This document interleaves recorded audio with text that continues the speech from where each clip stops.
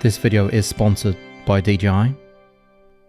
I've spent many years flying drones, and I've spent a long time waiting for a drone like this. My first drone was the DJI Mavic 2 Pro, and the Mavic 4 Pro has come a long way. The Mavic 3 Pro was a great drone, but this feels like the polished version of that, with a few tricks under its sleeve. So many tricks. It's really quite a phenomenal drone with insanely good image quality and a wild dynamic range, allowing you to capture beautiful shots at any time of day. This is a drone that I know I can take anywhere, and I can get my shot. Go get your shot. Today we're talking about the brand new flagship drone from DJI, the DJI Mavic 4 Pro, which DJI was kind enough to send to me in mid-March. I've been flying it for about 2 months, and I'm here to share my experiences with you. Now, as you can probably read off the spec sheet on the website, it comes in about 1,063 grams, just over a kilo. You can take off at 6,000 meters, which is pretty crazy. So if you're in the Himalayas, you can fly up there. It's got a 51-minute battery. In reality, that's about 45 minutes. If you're getting all the way down to 10% and it's not too windy, you can fly 41 kilometers away. That's crazy. Who would ever do that? But it does have that option, which means that the video transmission on this, the OM4 Plus, is incredibly strong, and it's 10-bit. It really is pretty impressive. So I did not have any cutouts. Anywhere I was, it really had incredible video transmission. And we have something on the front, like you can obviously tell it's got 3 lenses, but look at that. It has something called an infinity gimbal, which spins 440 degrees. So it's not 360 like in the leaks, 440 degrees. It does have one limitation. If you put it in vertical mode, so we're not in horizontal, we're going to vertical, you can only go down 10 degrees and go up 8 degrees. There is something that I've been told that might be a vertical extender option, which you can use, which will give it a little bit more extension, but there is never going to be 90 degrees looking down in vertical mode. I don't think that'll be a problem for most people, because I doubt many TikTokers and Instagrammers are going to be buying the Mavic 4 Pro, but more prosumers, people who are, filming incredibly high footage and maybe don't have the money to buy the Inspire 3 or don't need the Inspire 3, need something that's a little bit more travel packable, then this is the drone for you. It has a 6K resolution, filming in 60 frames per second on the Hasselblad lens, which is a 28mm focal length with an f2, an f2, not an f2.8, an f2 to an f11 variable aperture, which is fantastic because we don't need filters, even though you can take off the front and it does have the option to put filters on. So, keep your eye out for Freewell, Sunny Life, all those third parties, and maybe DJI might even bring out an ND filter for this drone, because the 2 lenses up above are fixed f2.8 lenses. So we have a 28mm here, we have a 70mm here, and 168mm. So those are really nice lenses. And the great thing is they're all aligned, they're very similar. So once you're filming, say on the 28, on the 70, 168, you put them into your editing program, you're not going to see any difference, because they all film in D-Log, D-Log-M, HLG, and they really are quite impressive, because the Hasselblad sensor has around 16 stops of dynamic range, which you can really see in the shots. I was looking and I'm like, whoa, there is information everywhere. That is compared to the 12.8 on the Mavic 3 Pro, up to 16. It's pretty crazy. The same with the actual, the tele lenses on the Mavic 3 Pro. We had 11 stops of dynamic range. Here we have 14.5 and 13.5, and they are a 1/1.3 sensor and a 1/1.5 inch sensor. So they're really impressive, and I've got to say, compared Just not even talking about the specs, looking at any of that. Looking at them side by side, the Mavic 4 Pro. Lenses, tail lenses are incredibly impressive. They're incredibly sharp. They look very, very nice. And you know, they took really nice photos. We've got a 50 and a 48 megapixel photo on both of them. And the Hasselblad is 100 megapixels. You can get it down to 25 megapixels, but you can take 100 megapixel photo with the Hasselblad, with Hasselblad Science. It really is very, very impressive. You're gonna be like, Phil, but why do we need a 440 degree spinning gimbal? Well, basically to be more creative. You can use it in video mode, flying forward, spinning around. It does get a little bit freaky in tight areas because you're like, am I gonna hit something? But I basically just get it straight, use cruise control and spin it. You can use it in photo mode to get, you know, that photo a little bit askew. You can use it in time-lapse mode, and you can use it in waypoints to get really, really creative waypoints. So the gimbal has a lot of uses, and it's really pretty fun to use. Now, low light with this beautiful 4/3 CMOS sensor from Hasselblad, it's very, very impressive. Flying around low light, I was like, wow, that looks amazing, and it really does. And you guys know me, I've flown drones everywhere, all over the world, and I've done a lot of low light stuff. I've done stuff in pure darkness, and the sensor on this in low light is incredibly impressive. The tail lenses are very good in low light too. Now, are you worried about crashing and stuff in low light? Not really. This guy has a LiDAR sensor on the front right arm. And it's got 6 fisheye lenses, which it does an incredible job. Those fisheye lenses are 4 times higher resolution than the ones on the Air 3S. And it's got a few, you know, tricks up its sleeve. For example, if you unfold these arms, it's gonna turn on.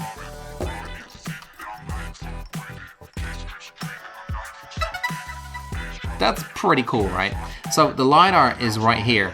And apart from the 6 fisheye lenses, making sure it's got obstacle avoidance everywhere, the front-facing LiDAR, you know, if it's at 0.1 lux at nighttime, really dark, and these can't maybe see everything, the LiDAR is going to take over, and it can do a really good job up to about 18 meters a second. So it's a really, really impressive system, and not only that, but it does have takeoff and landing without GPS. So you're going to be in a parking garage or somewhere where there's no GPS, and you fly out, yeah, it is going to remember that path, and it's going to fly back, if it doesn't have GPS, with that path right back to where it started. Like the Air 3S, I'm sure you guys have seen that, and it does a really cool job. Right, you guys have to check this out. This is a 100 megapixel photo from the DJI Mavic 4 Pro.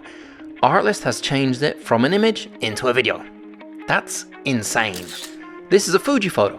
Once again, I uploaded it, added a prompt, and it's changed it into a very, very realistic video.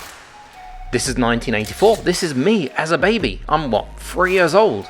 I've never seen a video of me when I was that young. And look, that's a moving image with bushes in the wind. This is a photo that my friend Alex took of me on the Fuji in Vegas, and I didn't have any video. And look, it's, sure, I may be smiling a lot. I do quite a bit. Wow. So you go into image to video, upload a JPEG or a PNG. It's going to suggest an AI prompt because it uses AI to have a look at your image, and then you can change that prompt so it, you know, it feels and looks like you want it to look, and the movement's the same, and you know, you can change it 10 seconds full HD. So for example, here is a cafe. I've never been inside because it's always been closed, but with video AI and changing the photo into a video, I can now go inside and show you what it looks like. That is crazy. Shooting this car just outside of Las Vegas. I was mainly taking photos, no video, but look. Image to video. That is mind-blowing. This is another quite nice Fuji photo. I didn't have any video, once again, only shooting Fuji photos here. Artlist has changed it into a beautiful, realistic video for me. This, once again, took way too many photos with the Mavic 4 Pro because I love the 100 megapixel photos. I didn't have video of this. Artlist has made this into a video, but you can also make it do time lapses. The two up the top are original 100 megapixel photos, and at the bottom we have time lapses. All links below. Artlist is wild. The props are really easy to take on and off, and these things are massive. I mean, like, look at the size of that. So they're really easy. Basically just push on and on, and if we fold it back up, look at this, look at this, it's going to turn off. You do have the option to turn that option on and off. So basically unfolding it turns it on, folding it back up turns it off. So that's a really cool feature that I do like. It also has Wi-Fi 6 and this kind of standby mode for transferring. So you turn it off like it is now, and you put it in your backpack, in the car, in the boot, and you're like, oh, I wish I had it with me. I'm on the motorway and I want to transfer some photos. In standby mode, you can do that with it off in your backpack, in the boot of the car, using only 2% battery over 12 hours, which is pretty cool. I do like that feature because I have been there, done that, and I wish I did have the option to transfer footage in that way. At the bottom, we all have the normal sensors. We have a crazy bright LED if it wants to land at night and, you know, see where it's going. And at the back, we do have a little door for your micro SD and USB-C. The batteries are 95 watt-hour batteries. They are massive. Look at the size of these things. I mean, these are huge, and they have a 51-minute kind of flight time. I would say in reality, really is about 40-45, depending on how you fly and the wind and all the situation. And there are free versions of this drone. You can buy it by itself with a battery. You can buy it by itself with free batteries. So the Fly More kit, where it comes with these and the 100-watt charger with 2 USB-C ports. Now, this will get your batteries charged one by one, starting off with the one that's got the most charge. But if you buy the Create Combo, which is the most expensive version, you're gonna get the same kind of kit, except you're gonna get a 240-watt charger that charges them all together simultaneously in 90 minutes.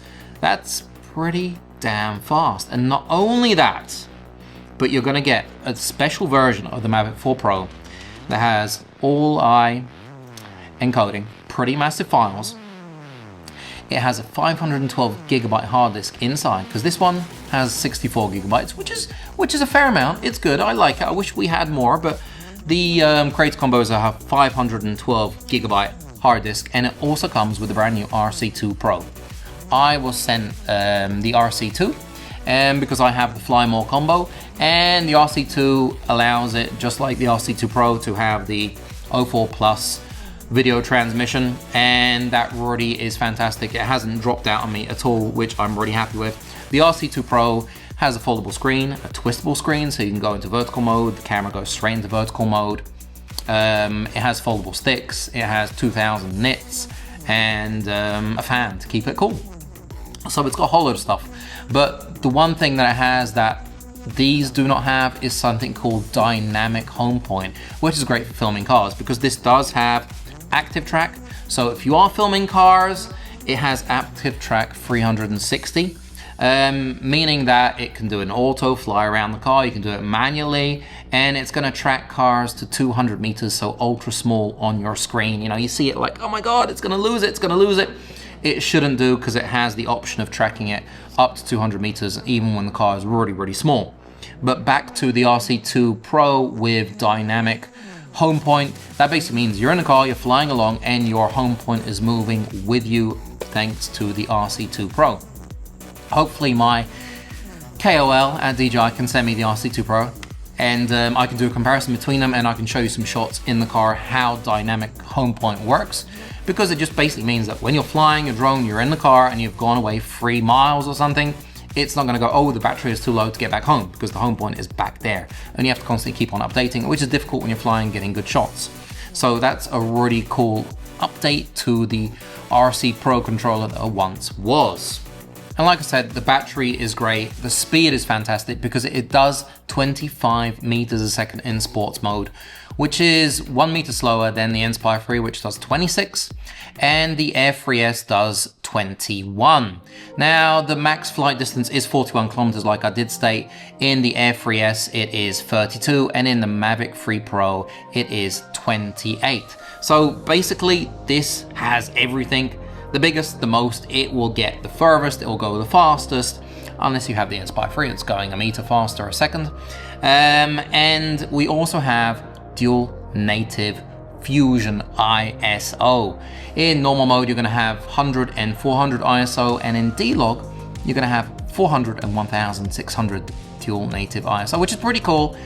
It just means that you're going to get cleaner shots at high ISOs and get more light into the sensor, and it's going to look nice. It's going to be less noise. It's going to look really good, which it really does. It looks really nice at night, at low light. It does a fantastic job. And by the way, all the shots in this video have been graded with my LUTs, which I'm working on. They should be coming very soon for this drone. I have dropped a whole load of LUTs for most of DJI drones, and it's a nice drone to grade.